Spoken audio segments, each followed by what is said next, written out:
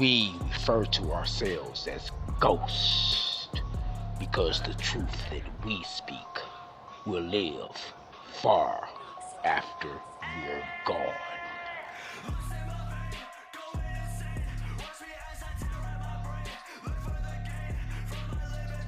Jeffries was arrested this morning along with Matthew Smith and James Jacobson. Authorities tell us he forced men to take part in sex parties at his house in the Hamptons and hotels in England, France, Italy, and Morocco. The indictment says many of the victims were financially vulnerable and were hoping to become fashion models, so they believe they were kind of like tricked into going to these parties. Jeffries is looking at time behind bars if convicted after the feds say they opened the case last year. It follows a civil lawsuit that was filed against Jeffries, accusing him of running an international sex trafficking business. Prosecutors say there are at least 15 John Does who came forward and are ID'd in this indictment, but there are dozens and dozens of others that were involved here, and they're expecting more people to possibly come forward. So these men say that they were recruited by Jeffries, his partner, and another man who was also indicted. Investigators say Jeffries and those other two used their money and influence to prey on vulnerable men for their own sexual gratification. Now,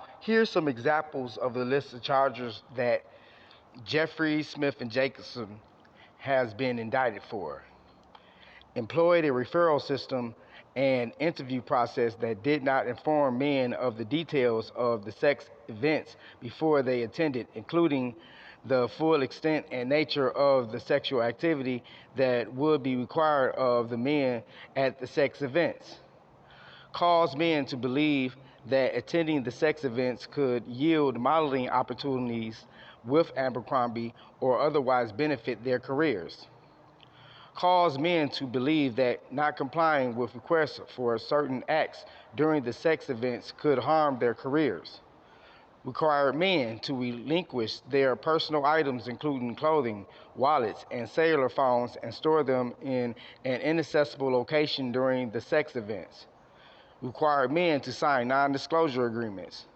On more than one occasion, when men did not or could not consent, Jeffries and Smith violated the bodily integrity of the men by subjecting them or continuing to subject them to invasive sexual and violent contact by body parts and other objects. On more than one occasion, Jeffries and Smith directed others to inject or personally inject men with an erection-inducing substance for the purposes of causing the unwilling to engage in sex acts.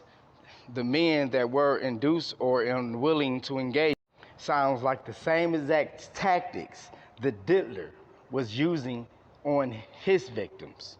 Seems like he learned this from the very same people who brought him in.